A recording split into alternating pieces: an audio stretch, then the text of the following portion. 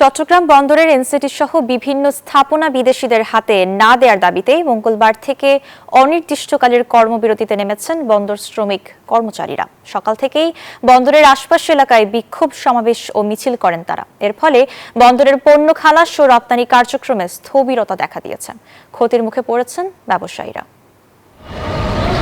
চট্টগ্রাম বন্দরের new mooring container terminal NCT সহ বিভিন্ন স্থাপনা বিদেশি অপারেটরদের কাছে ইজারা না দেওয়ার দাবিতে মঙ্গলবার সকাল থেকে অনির্দিষ্টকালের কর্মবিরতি পালন করছেন বন্দর শ্রমিক কর্মচারীরা।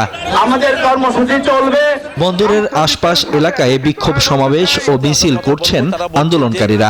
জাতীয় গুরুত্বপূর্ণ এই বন্দর ব্যবস্থাপনায় কোনোভাবেই বিদেশি নিয়ন্ত্রণ মেনে নেওয়া হবে না বলে হুঁশিয়ারি দেন তারা। আমাদের কর্মসূচি চলবে, আমাদের কর্মসূচি চলতেছে এবং চলবে। শ্রমিকদের এই কর্মবিরতি সরাসরি প্রভাব পড়ছে বন্দরের রপ্তানি কার্যক্রমে। কর্মবিরতি শুরুর আগে দেশের বিভিন্ন ডিপোতে প্রায় ৮,০০০ একক রপ্তানি কন্টেইনার জাহাজীকরণের অপেক্ষায় ছিল, কিন্তু মাত্র ৩ দিনের ব্যবধানে সেই সংখ্যা বেড়ে দাঁড়িয়েছে ১০,০০০-এর বেশি। এতে ক্ষতির মুখে পড়ার শঙ্কা ব্যবসায়ীদের।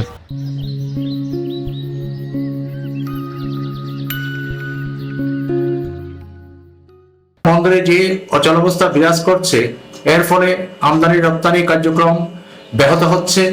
বন্দর ব্যবহারকারীরা অনেক ক্ষতির সম্মুখীন হচ্ছেন। কেউ ইন্ধন দিয়ে অর্থনীতিকে ক্ষতি করার জন্য এই ধরনের প্রোগ্রাম দিয়ে থাকে, তাহলে তাদের চিহ্নিত করে তাদেরকে শাস্তির আওতায় নিয়ে আসতে হবে।